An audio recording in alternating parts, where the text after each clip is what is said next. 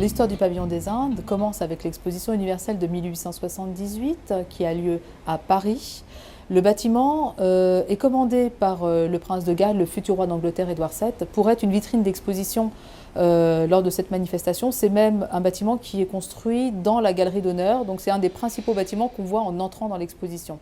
C'est un bâtiment initialement qui sert à présenter donc des objets appartenant à la famille royale d'une très grande beauté, et donc il lui faut un écrin en verre, en bois, qui servira donc à présenter ces objets. Ce qui est tout à fait particulier sur ce pavillon des Indes anglaises, c'est qu'effectivement on a un visuel extérieur qui est celui d'un palais un peu des Mille et une nuits, d'une architecture orientale d'ailleurs de palais indiens en bois, d'une région très spécifique d'ailleurs de l'Inde occupée à l'époque par l'Angleterre.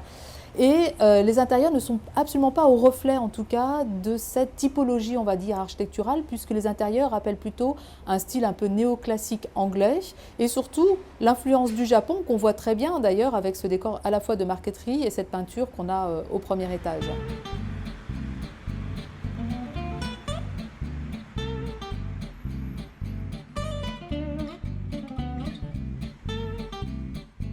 L'histoire de ce pavillon est assez particulier parce qu'à l'origine, il est destiné à être détruit après l'exposition universelle, mais il n'en sera rien, tout simplement parce qu'on a des entrepreneurs qui rachètent pour revendre à des particuliers.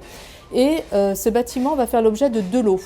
Un premier lot qui va partir en Bretagne parce qu'un entrepreneur breton va le racheter pour faire une villa balnéaire donc sur la plage de Paramé, à côté de Saint-Malo. Ensuite, un second lot sera racheté donc par les futurs propriétaires de ce bâtiment, à savoir le prince Tirbet et la jeune femme avec qui il vit, qui s'appelle Valérie Simonin. Pourquoi? Parce que ce couple souhaite réinstaller dans le domaine de Bécon, alors non pas un pavillon, mais deux pavillons d'exposition universelle à destination des deux filles dont ils ont la charge, Consuelo Fould et Achille Valérie Fould, avec cet objectif d'en faire des ateliers d'artistes.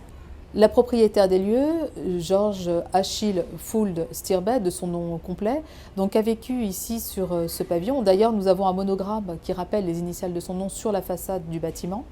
C'est une artiste avec une personnalité tout à fait extraordinaire pour l'époque. C'est une femme qui évolue dans les salons, notamment qui est très liée à l'association des femmes peintres et sculpteurs. Et elle s'installe ici dans le domaine de Bécon, beaucoup plus d'ailleurs que sa sœur Consuelo. Même si on sait qu'elle avait un appartement parisien, elle a beaucoup plus investi les lieux, probablement parce qu'on est à une époque aussi où les artistes aiment travailler en extérieur, profitent de l'environnement, en tout cas paysager, pour venir poser leur chevalet sur les bords de Seine, dans le domaine de Bécon probablement. Le projet de réhabilitation est double, à la fois la partie patrimoniale qui concerne la partie en bois, mais aussi l'ancien atelier de l'artiste donc George Achille Fould, qui travaillait ici dans le domaine de Bécon.